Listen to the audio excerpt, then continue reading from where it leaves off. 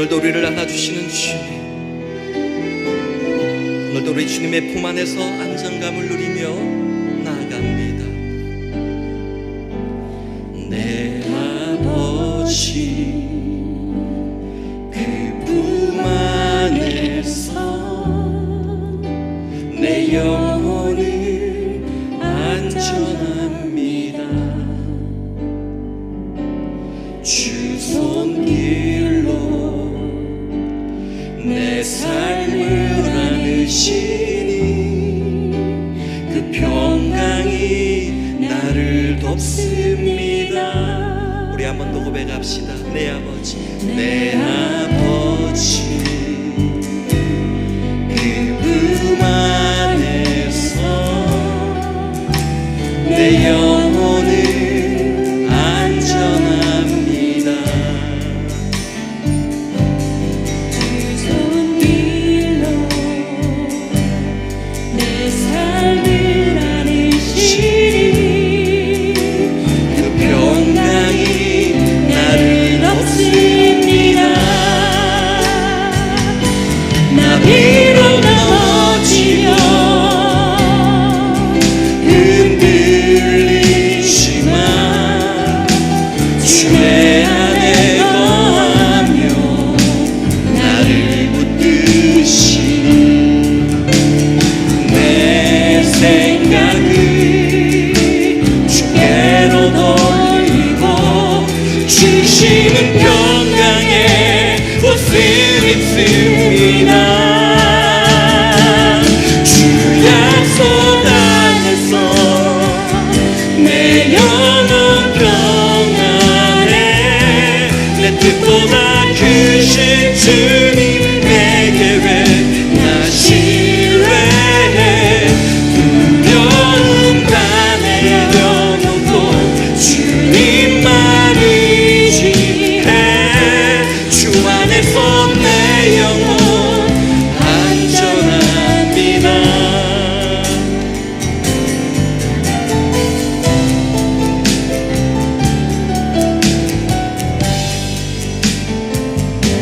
나 비록 넘어지며 흔들리지만 주의 안에 거하며 나를 붙드시니 내 생각을 주께로 돌리고 주시는 평강에 옷을 입습니다. 주 약속 안에서 내 영혼 평안해.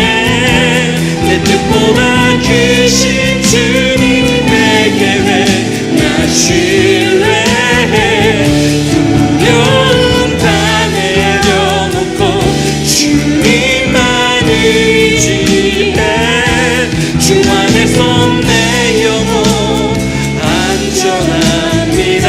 주 약속 안에서 주 약속 안에서 내 영혼 평안해.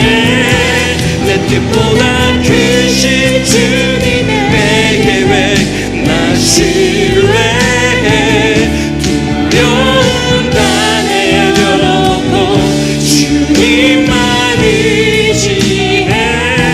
주 안에서 내 영혼 안전합니다. 주 안에서 내 영혼 안전합니다. 우리 한 번 더 주 안에서 내 영혼 안전합니다.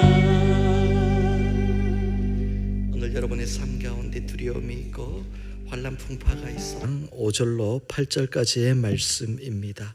주신 본문을 저와 여러분이 함께 나누기를 원합니다.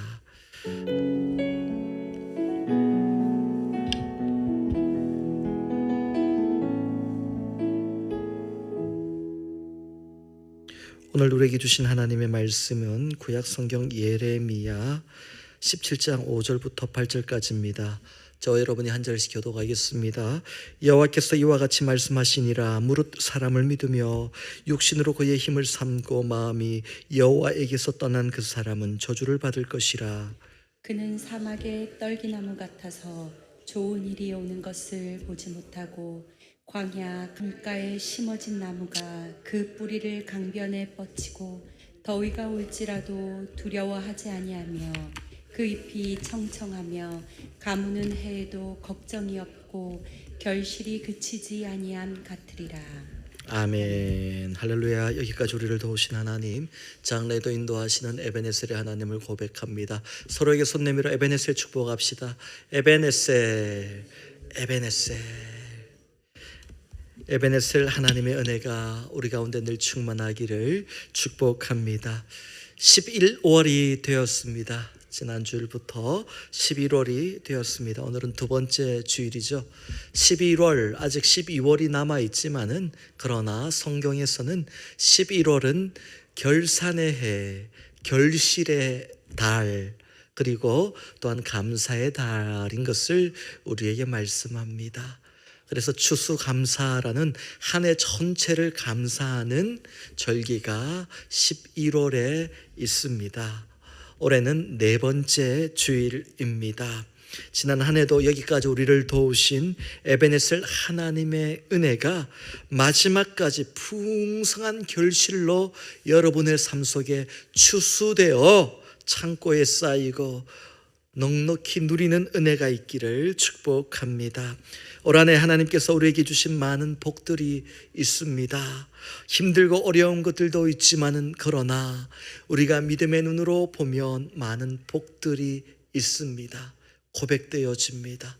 믿음이 충만할 때는 그래서 감사의 제목들이 자꾸 만들어집니다. 발견됩니다. 그러나 믿음이 연약하고 흔들리고 바닥날 때는 감사할 제목도 불평하게 되는 것이죠.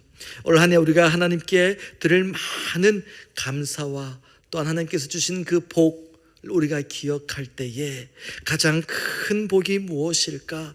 바로 그것은 하나님께서 우리를 물가에 심어진 나무가 되게 하셨다라는 뜻입니다. 그래서 오늘 제목을 뿌리 깊은 나무라고 했습니다. 예전에 뿌리 깊은 나무라는 드라마가 있었습니다. 기억나십니까? 이게 어디서 왔냐면 용비어천가라는 그 한글 창제의 역사를 담았던 그 오래된 책 안에 2장에 뿌리 깊은 나무라는 표현이 나옵니다. 그게 흔들리지 않는 나라가 되려면 뿌리 깊은 나무가 되어야 된다. 뭐 그런 의미입니다. 우리 신앙도 마찬가지입니다. 믿음으로 뿌리 내린 자는 흔들리지 않는 든든한 축복의 나무가 될 줄 믿으시기 바랍니다. 오늘도 더 깊이 뿌리를 내리는 저와 여러분 될 수 있기를 축복합니다. 하나님께서 우리를 구원하셨고 우리와 늘 함께 하셨다. 그것이 바로 물가에 심어진 나무라는 의미입니다. 이것이 가장 큰 복이라는 것을 우리가 감사해야 합니다. 하나님께서 우리 인생이 복을 받는 인생이 되기를 원하십니다. 하나님께서는 우리 인생이 복을 받는 인생이 되기를 원하세요. 우리가 복을 받기 위해 예수를 믿는 건 아니지만 그러나 하나님은 당신의 자녀들을 복 주시기를 원하십니다. 창세기 1장을 보면 알 수 있어요. 하나님께서 사람을 만드신 이후에 가장 먼저 하신 일이 뭐냐면 그들에게 복을 주시사 그랬어요. 사람을 만들어 놓고 아담과 하와를 만들어 놓고 창세기 1장 28절을 보면 하나님이 그들에게 복을 주시며 그리고 그들에게 그 복이 무엇인지를 말씀하십니다. 그들에게 이르시되 생육하고 번성하여 땅에 충만하라, 땅을 정복하라. 그 복을 말씀하셨어요. 생육하고 번성하는 복. 그런데 이 생육하고 번성하는 복은 우리가 생각하는 그냥 풍부해지고 풍성해지고 부유해지는 복이 아닙니다. 이것은 하나님 안에서 누리는 복입니다.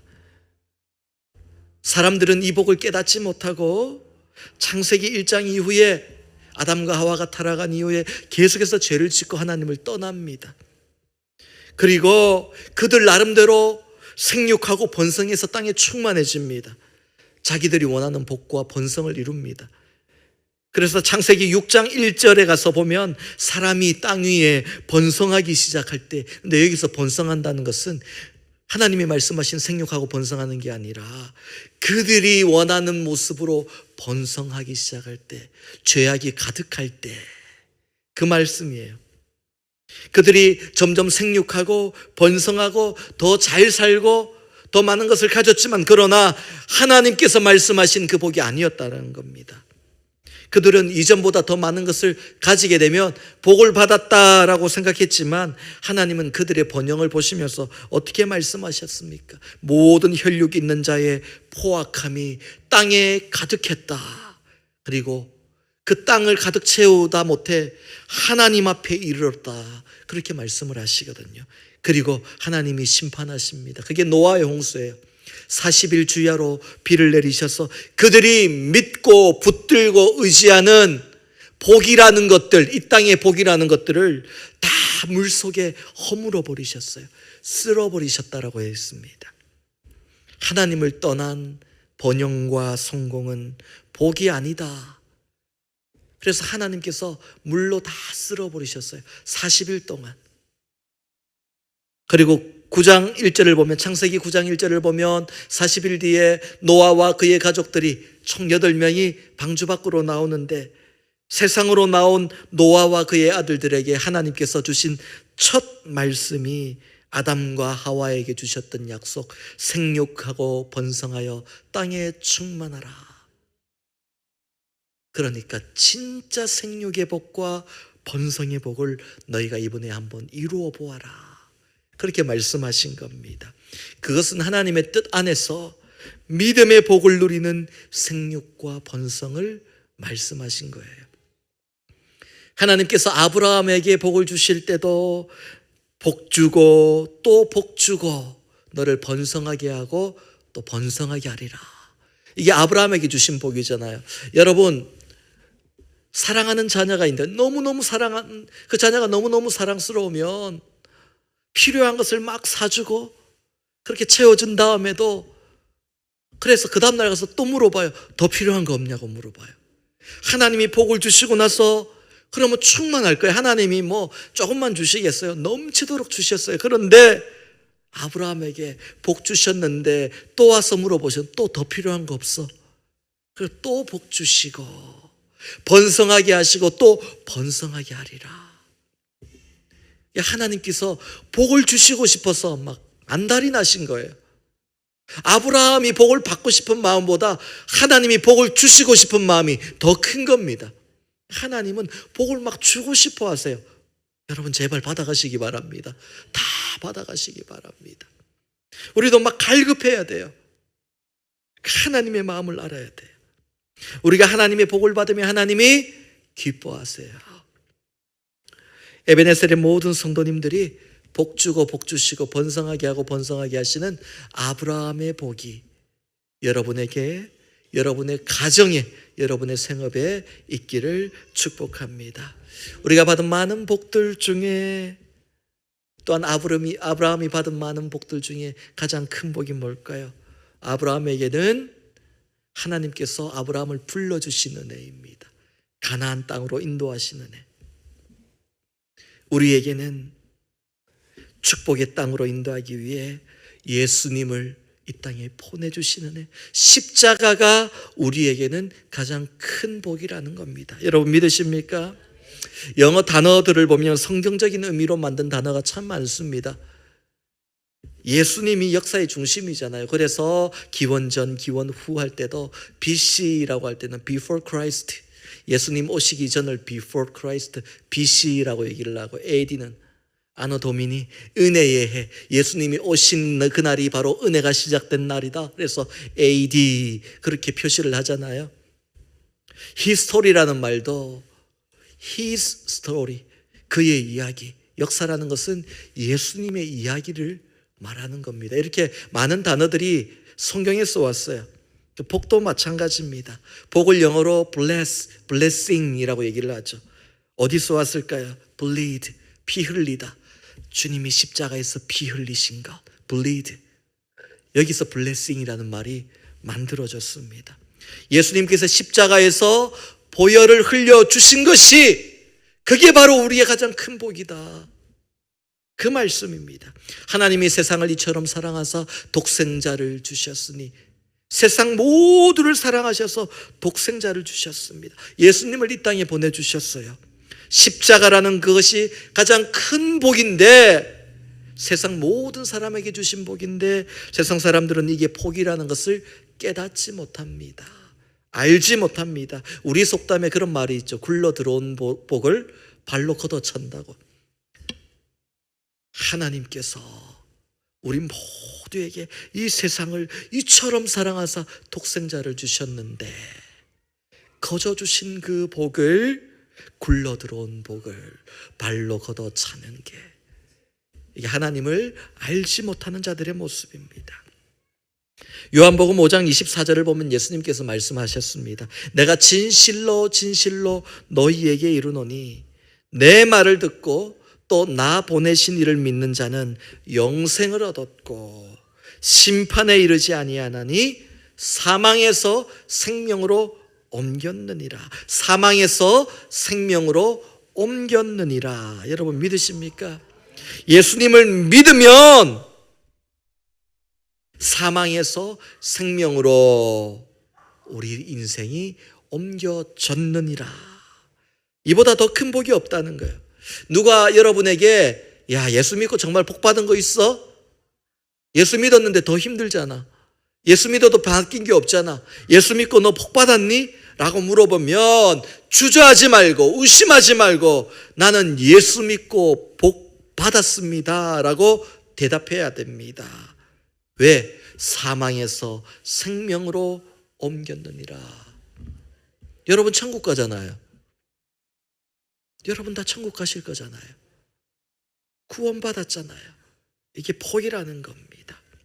그 복을 창세기 1장에서 생명이라고 얘기하시는 거예요. 이 생명의 복이라고 얘기하는 거예요. 사망에서 생명으로 옮겼느니라. 생육하고 번성하라. 뭘까요? 생명이 끊어지지 않는 거예요. 생명으로 옮기신 그 복을 또 오늘 본문 8절 말씀에서는 사막에서 물가에 옮겨 심은 나무라고 말씀하고 있는 겁니다. 세상 모든 사람들이 복을 받기를 원합니다. 그런데 모두가 자신의 바람대로 복을 받는 게 아닙니다. 중요한 것은 내가 지금 어느 땅에 심겨져 있느냐, 사망의 땅에, 사막에 심겨져 있는지, 아니면 생명의 땅에, 물가에 심겨져 있는 나무인지, 그것이 바로 복을 받는 첫 번째 기준이라는 겁니다. 오늘 본문 말씀에도 두 종류의 땅에 심겨진 나무가 나오죠. 6절 말씀을 보니까 사막에 심겨진 떨기나무가 있는가 하면 본문 8절을 보니까 물가에 심어진 나무가 있더라는 겁니다. 어느 땅에 심겨졌느냐에 따라서 복된 인생이 되기도 하고 메마르고 강팍한 인생이 되기도 하더라는 겁니다. 오늘 본문의 말씀은 하나님께서 예레미야 선지자에게 주신 말씀입니다. 예레미야 선지자의 별명이 있어요. 뭘까요? 눈물의 선지자. 남자가 왜 자꾸 질질 눈물을 흘릴까 싶지만은 예레미야 선지자의 눈물은 영혼을 향한 눈물이었어요. 하나님의 복음을 가지고 죽어가는 영혼들을 향한 눈, 그들이 울어야 될 눈물을 예레미야가 대신 울었던 겁니다. 그러니 예레미야가 내 백성을 위하여 내가 밤낮 울리로다. 모든 백성들을 위해 울어야 되니 그 눈물이 얼마나 많겠습니까? 또 내 눈에 흐르는 눈물이 시냇물처럼 흐를 것이라.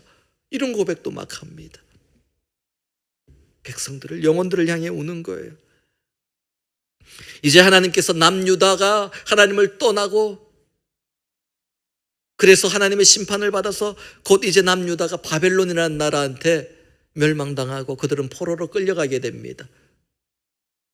예레미야가 이 남유다가 멸망하기 그 전에 40년 동안 사역을 했던, 막 회개를 외쳤던 선지자거든요. 이제 곧 남유다가 무너지고 끌려갈 것을 예레미야가 압니다. 그러니까 마음이 아파서 하루도 눈물이 마르지 않고 내 눈물이 시냇물처럼 흐를 것이라 그렇게 울었던 겁니다. 예레미야 7장 4절 말씀을 보면 예레미야가 성전 문 앞에서 유다 백성들에게 눈물을 흘리며 설교를 하는데, 너희는 이것이 여호와의 성전이라, 여호와의 성전이라, 여호와의 성전이라 그렇게 하는 거짓말을 믿지 말라. 예루살렘 성전을 보며 이것이 여호와의 성전이라, 여호와의 성전이라, 그러므로 너희가 이 안에만 있으면 구원받고 죽지 않고 멸망하지 않으리라, 그렇게 말하는 거짓 선지자들의 말을 믿지 말라. 예레미야가 그렇게 외쳤어요. 성전 앞에서. 그 당시 남유다 백성들은 어떤 생각을 가졌나? 우리는 예루살렘 성에 살고 있는데, 하나님의 거룩한 성 예루살렘에 살고 있는데, 우리 성 안에는 예루살렘 성전이 있는데, 여호와의 성전이 있는데, 여기 깍 붙어 있으면 우리는 멸망할 일도 없고 지옥 갈 일도 없고 하나님이 버리실 일이 없을 거야. 그렇게 믿고 살았습니다. 하나님을 믿은 것이 아니라 성전을 믿었거든요. 예루살렘 성전을 믿은 거예요. 그 잘못된 믿음으로 나는 구원받았다라는 잘못된 확신을 가지고 그냥 평안을 누리며 사는 거예요. 그때 예레미야가 이야기합니다. 너희는 그 거짓에 속지 말라. 그 거짓말을 믿지 말라. 결국 하나님께서 예루살렘 성도, 예루살렘 성전도 허물어 버리셨어요. 성전이 우상이 되는 그들의 삶 속에 하나님이 없는 성전을 붙드는 그들의 삶에 하나님은 그 성전이 우상이 되지 않도록 허물어 버리셨습니다. 그런 유다 백성들에게 예레미야 선지자가 눈물로 오늘 본문의 말씀을 전하는 거예요. 너희가 하나님의 땅에 심겨져 있다라고 착각하며 거짓된 믿음으로 살지만 너희가 심긴 곳이 사막인지 물가인지 다시 돌아보라는 겁니다. 그리고 다시 하나님의 복으로 돌아오라. 하나님을 의지하고 하나님을 의뢰하라. 그러면 물가에 심겨진 나무가 될 것이다. 그렇게 얘기합니다. 오늘 본문 7절 말씀 함께 읽습니다. 7절입니다. 시작. 그러나 무릇 의지하며 여호와를 의뢰하는 그 사람은 복을 받을 것이라. 아멘. 중요한 것은 그러나 무릇이라는 말씀입니다. 여기서 그러나, 그 말은 너희가 이전에 사막의 떨기나무처럼 하나님을 떠나 살았더라도 그래도 돌아오라는 거예요.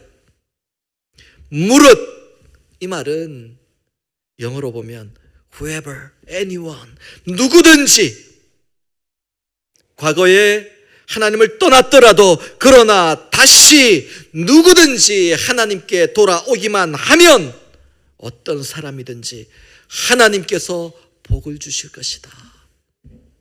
돌아오라는 거예요.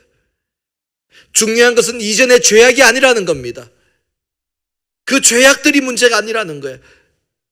그 속에서 돌아오지 않는 너희의 중심이 문제라는 겁니다. 당장 돌아오라는 거예요. 그러나 무릇 여호와를 의지하며 여호와를 의뢰하는 그 사람은 복을 받을 것이라. 돌아오라는 거예요. 여러분, 여호와를 의지하며 또한 여호와를 의뢰하라라고 말씀하셨어요. 우리가 고난과 위기를 당할 때 가장 먼저 생각나고 전화 걸고 달려가는 것이 바로 내가 가장 의지하는 대상일 겁니다. 가장 힘들고 급한 일을 당하면 전화하는 사람, 그 사람이 바로 내가 의지하는 사람입니다. 그렇게 되더라고요. 여러분, 인생의 모든 순간에 하나님을 가장 의지하고 하나님을 가장 먼저 찾을 수 있기를 축복합니다. 의지하고 또한 의뢰한다는 것은 하나님을 먼저 생각하고 하나님께 다 맡긴다는 거예요. 어떤 사람은 일을 맡겨놓으면 참 불안한 사람이 있습니다. 일을 맡겨놓고도 잘못될까 봐 걱정해야 되는 그런 대상이 있어요. 그러나 어떤 사람은 일을 맡겨놓는 순간 그냥 걱정 없이 편안한 사람이 있습니다. 그게 믿음의 차이죠. 데살로니가후서 3장 3절 말씀을 보면 주는 미쁘사 너희를 굳건하게 하시고 악한 자들에게서 지키시리라. 미쁘다라는 표현은 믿을 만한 분이다라는 뜻입니다. 그리고 약속을 지킨다라는 의미입니다. 그게 미쁘다라는 표현입니다. 성경에 여러 번 나오는데요. 하나님은 약속을 반드시 지키시는 분, 믿을 만한 분이다. 그분께 우리가 의지하고 의뢰하면 우리 인생의 모든 염려와 두려움이 사라지게 되는 겁니다. 그런 사람은 하나님의 복을 받게 될 것이다 그랬습니다. 그렇게 하나님의 복을 받은 사람의 모습이 어떻습니까? 물가에 심어진 나무와 같다 라고 말씀합니다. 8절 말씀 함께 읽습니다. 시작. 그는 물가에 심어진 나무가 그 뿌리를 강변에 뻗치고 더위가 올지라도 두려워하지 아니하며 그 잎이 청청하며 가무는 해에도 걱정이 없고 결실이 그치지 아니함 같으리라. 아멘. 이 말씀과 비슷한 말씀 우리가 연초에도 보았죠. 시편 1편의 말씀. 복 있는 사람은 시냇가에 심은 나무가 철을 따라 열매를 맺으며 그 잎사귀가 마르지 아니함 같으니 그가 하는 모든 일이 다 형통하리로다. 아멘. 같은 말씀이죠. 오늘 본문에는 물가에 심어진 나무, 그리고 시편 1편에는 시냇가에 심은 나무라고 했습니다. 시편 1편에 시냇가에 심은 나무는 성경 원어를 정확하게 해석하면, 원어대로 풀어서 해석하면 시냇가에 옮겨 심겨진 나무라는 게 정확한 해석입니다. 그 말씀은 처음부터 시냇가에 그 나무가 있었던 것이 아니라 다른 곳에 있다가 옮겨 심겨졌다라는 겁니다. 내가 어디가 좋을까? 그리고 막 찾아가서 시냇가 여기가 좋겠네. 그리고 자리 잡고 뿌리 내린 게 아니라 누군가의 손으로 옮겨서 심었다. 이게 시편 1편의 시냇가에 심은 나무입니다. 오늘 본문의 8절에 물가에 심어진 나무도 똑같은 의미입니다. 스스로 자기의 능력으로 그곳에 있었던 게 아닙니다. 원래 그 나무가 있었던 땅은 오늘 본문 6절 말씀처럼 사막과 같은 땅이었습니다. 6절 말씀 함께 읽어볼까요? 함께 읽습니다. 시작. 그는 사막의 떨기나무 같아서 좋은 일이 오는 것을 보지 못하고 광야 간조한 곳 건건한 땅 사람이 살지 않는 땅에 살리라. 우리가 하나님을 만나기 전에 여기가 바로 우리 집이었다는 거예요. 우리가 있던 곳이었다는 겁니다.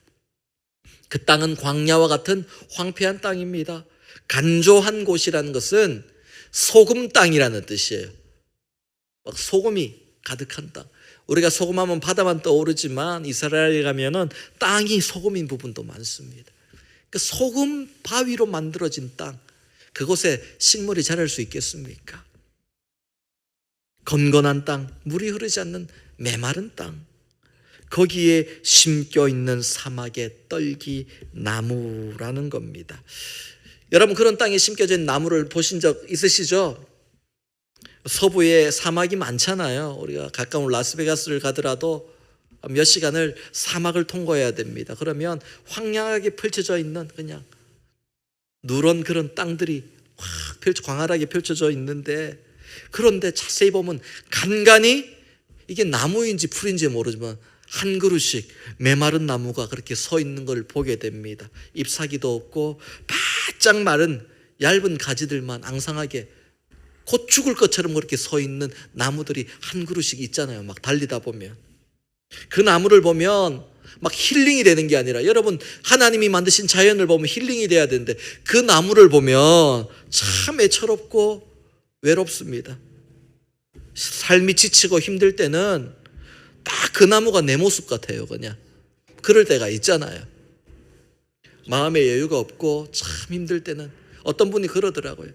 참 힘들어서 골목에 나가서 앉아 있는데 마침 그냥 지나가는 길 잃은 강아지 한 마리가 보면서 야, 너나 나나 그냥 비슷하네, 그런 마음이 드는 사람들도 있다 그러더라고요. 여러분, 사막에 있는 그 떨기나무가 무슨 힐링이 되고 무슨 감사가 있겠습니까?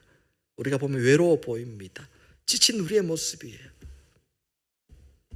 오늘 본문에는 사막의 떨기나무라고 번역했는데 성경 원어를 보니까 정확한 번역은 사막에 심겨진 메마르고 외로운 나무, 이게 정확한 표현이에요. 바짝 메마르고 너무너무 외로운 나무라는 겁니다. 하나님을 만나기 전에 우리의 모습이 사막의 떨기나무와 같았다라는 겁니다.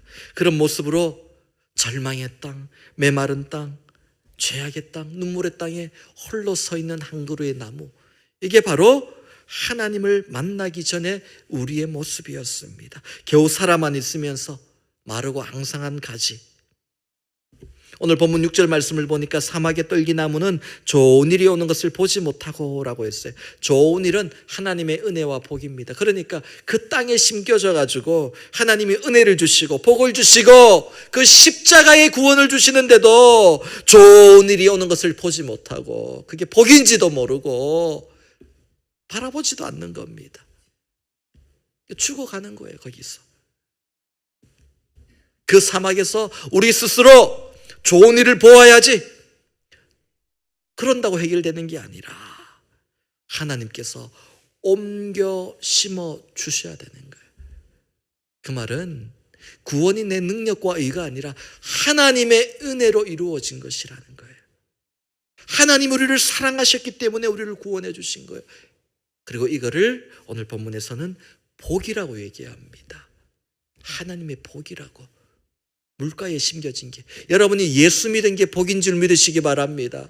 하나님이 여러분과 함께 하심이 복인 줄 믿으시기 바랍니다. 여러분, 하나님 만나지 않았더라면, 예수님을 알지 못했더라면 어떨 뻔했어요. 여러분, 지금 하나님을 알았기에, 하나님이 나와 함께 하셨기에 여기까지 에베네셀을 고백하며 올 수 있었던 것입니다. 이걸 감사하는 것이 가장 큰 감사입니다. 사랑하는 에베네셀 성도 여러분, 사막의 땅에서 은혜의 물가로 옮겨주신 그 하나님의 은혜, 올 한 해도 우리와 함께 하신 그 복이 가장 큰 복인 줄 알고 하나님께 감사할 수 있기를 축복합니다. 그것이 다윗이 하나님께 고백하고 붙들었던 내 안에 있는 구원의 즐거움, 하나님 구원의 즐거움을 다시 회복시켜 주옵소서. 이게 뭘까요? 물가에 심겨진 복, 그 감사의 즐거움입니다. 여러분, 이제 하나님께서 그 은혜를 주셨으니 이제 우리가 해야 될 게 무엇일까요? 우리가 해야 될 일이 있어요. 흔들리지 않고 본문 8절의 복을 다 우리가 누리는 겁니다. 더위가 올지라도 두려워하지 아니하며 그 입이 청정하며 가무는 해에도 걱정이 없고 결실이 그치지 아니함 같으리라. 이 복들을 이제 다 누려야 되는데 그러려면 어떻게 해야 됩니까? 가장 먼저 하나님이 옮겨 심어 주시면 그 다음부터 우리는 믿음의 뿌리를 내리고, 본문을 보니까 뿌리를 강변에 뻗치고, 뿌리를 내리지 않으면 하나님이 옮겨 심어줘도 바람이 불면 흔들리고 자꾸 제대로 열매를 맺지 못하는 거예요. 하나님이 옮겨 심겨 주신 것은 구원의 은혜인데 이제 우리는 믿음으로 뿌리를 내려야 돼요. 그죠? 여기가 축복의 땅이구나 의심하지 말고 믿음의 뿌리를 내리며 더 믿음으로 살아가야 됩니다. 신앙의 뿌리를 내려야 됩니다. 어디로 뿌리를 내려야 됩니까? 그 뿌리를 강변에 뻗치고, 다시 사막으로 뿌리가 가면 안 돼요. 강변을 향해, 물가를 향해 뿌리를 더 뻗어내리고, 우리가 축복하잖아요. 너는 시냇가에 심은 나무라, 하나님의 사랑 안에 믿음 뿌리 내리고 주의 뜻대로 항상 살리라.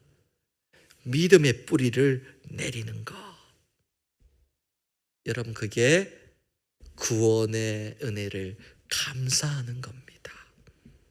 오늘 우리 모두가 시냇가에 옮겨 심겨졌으니 믿음으로 더 강변을 향해 뿌리를 깊이 내리는 은혜가 있기를 축복합니다.